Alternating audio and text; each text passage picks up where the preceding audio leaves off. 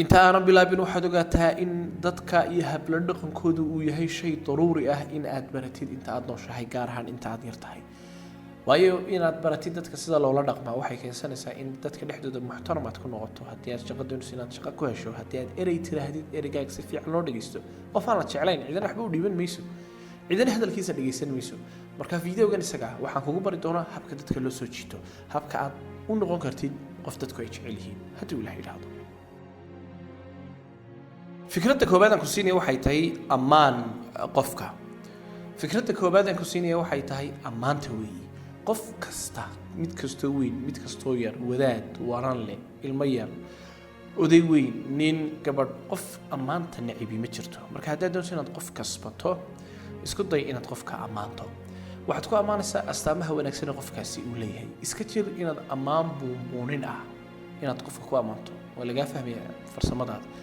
in aad hawl iyo dan aad ka leedahay cid walba way ogaanaysaa markaa ku dadaal de wixii xaqeed qofka ku aragtay wanaag ah ee isleedahay dadka kale malaha kaga duwan yahay ama uu ku fiican yahay ku ammaan qof walba maanta uu jecel yahay laba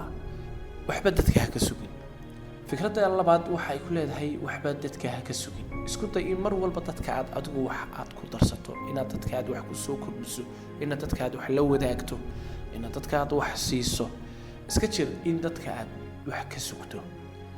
haddii aad qofka aad wax ka sugto amaba aad dalabka aad ku badiso ama uu arko qofku in aad hoos taagantay una baahan tahay arrintaasi waxay keensanaysaa inaan qofkaasi qiimeyn aanad agtiisa ku yeelan sidaa awgeed cidna waxba ha ka sugin isku day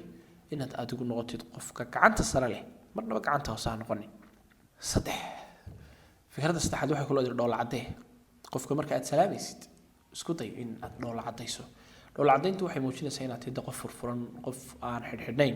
dhoola caddayntu iska jir in dee dhoola caddayn maalayacniya aad mar walba aad dhoola caddaysid markaan ku leeyahay dhoola cadday waxaan u jeedaa dee wejigaaga farxadii ha ka muuqato qofka faraxsan iyo qofka mar walba murugaysan ama naxsan ama cabsi ay ka muuqato dee laba qof oo la isbarbar dhigi kara maaha sidaa awgeed ku dadaal in wejigaaga aad mar walba aad ka muujisid farxad qodobka afraad ee isuguna muhiimka wuxuu ku leeyahay adigu ku horee dadyowga qaar waxa inta badan ay astaan iyo dhaqan ay u leeyihiin haddii aan la salaamin cid salaami maayo haddii aan qofkaasi aan u dhoola caddayn maayo haddii aan qofkaasi isaga uu xidhiidhin isaga ma xidhiidhinayo fikraddan waxay ku leedahay adigu ku horee adigu qofka salaam dabadeedna hadhow bal eeg dhaqankiisa adigu qofka u dhoola caddee adigu qofka soo dhawee adigu qofka xidhiidhi marka adigu marka hore waxaad yeelataa fikradda ama tallaabada hore adigu yeelo gadaalla bal eeg qofkaas dhaqankiisu waxa uu yahay markaasaad ogaan kartaa laakiin marnaba ha ka sugin dadku kaaga horeeyaan salaam cidina ma jecla arrinta iyada marka adigu tallaabada hore qaad talada shanaad waxay ku leedahay farsamada shanaad ama talada shanaad aan idhaahda ee dhageyso weliba si fiican wuxuu dhageyso dhageysi fiicani waa dhageysiga qofka marka aad la hadlaysid aanad hadalkiisa ka dhex galayn waa dhageysiga markaad qofka la hadlaysid wejigaaga iyo qalbigaaga aad siinaysid dhageysigaasi waa dhageysiga qofka aad dareensiinaysid in hadalkiisu muhiim yahay hadduu danayaan muhiimba noqonin laakiin qofka waa inaad u sheegtaa uu ka dareemaa sida aad ula hadlayso dhaqankaaga in qof aad tahay waxa uu ku hadlayo qadarinayo war xataa ciyaalka lagu kasbadaa isku day in qof kasta aad si fiican aad u dhageysato qodobka lixaad wuxuu ku leeyahay noqon qof togan positive ah waxaan ka warramayaa aan ka hadlaya oo aan qodobkan isaga ah aan u jeedaa inaad noqotid qof mar walba waxa weeye warar fiican agtiisa laga helayo haddii aad noqoto qof mar walba balaayo ka sheekeynaya dhibaato ka sheekeynaya mustaqbal madow ka sheekeynaya xumaan ka sheekeynaya يعني waxaan qalbiga farxad gelinayn cidina jeclayn san mayso inay kula joogto inay kula ag fadhido mar walba isku day hatta xaaladaha ugu madow ee ugu waxa weeye dhibaatada badan inaad mar walba aad wajhi qurux badan aad dadka aad tusto nabigeena kaleey salaatu wasalaam ku sii nabiga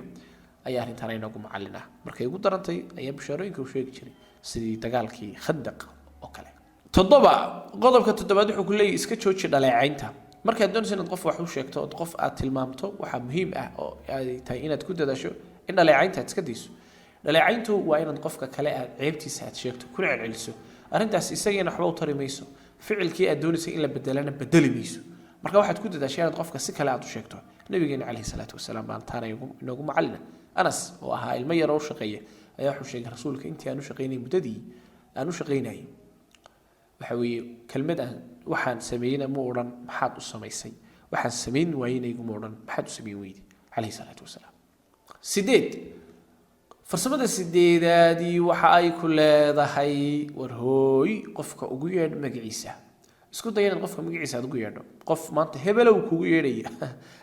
tay soo jeesan miisad qiimo badan agtaada kuma leh laakiin qofka markaad magaciisa aad ugu yeedho in qof magacaaga kugu yeedho waxa la yiraahdaa waxa ugu macaan waa codka ugu fiican ee qofii uu maqlo sida awgeed qofka ugu yeedh magaciisa iskama dhaaftaa waxaad ku dadaashaa in magaciisa kuwa ugu fiican aad ku yeedho sida awgeed waxa weeye nabiga arintaana nabigeenu kaga dayna kaleey salaatu wasalaam dadka wuxuu yeeri jiray magacyada ugu fiican isla sidoo kale qofka magac xun leh waa ku bedeli jiray oo magac kii hore ka wanaagsan ayuu ninka ugu yeeri jiray marka ku dadaal inaad qofka magaciisa aad ugu yeedho qodobka ugu dambeeya waa qodobka ugu dambeeya muuji danayn inaad qofkan aad daneynaysid oo xiisa aad u haysid hadalkiisa iyo sheekadiisa iyo warkiisaba waa in qofka u muujisaa bimacnaa qof markaad kulantaan isku day inaad waraysato aad xaaladdiisa ka waraysato qof xanuunsanaya hadduu faamiligiisa ku jiray inaad ka waraysato aabihii hooyadii waalidkiisa inaad ka waraysato hadduu isagu aabi yahay ubadkiisa yaryara ka warayso isagu hadduu shaqaale yahay shaqadiisa ka warayso haddii uu caruus yahay reerkii cusbaa ka warayso yacni qofna waayimaysid waxa aad ka waraysatida ku dadaal inaad qof walba aad waraysatido arrintaa waxay ka dhigan tahay oo kale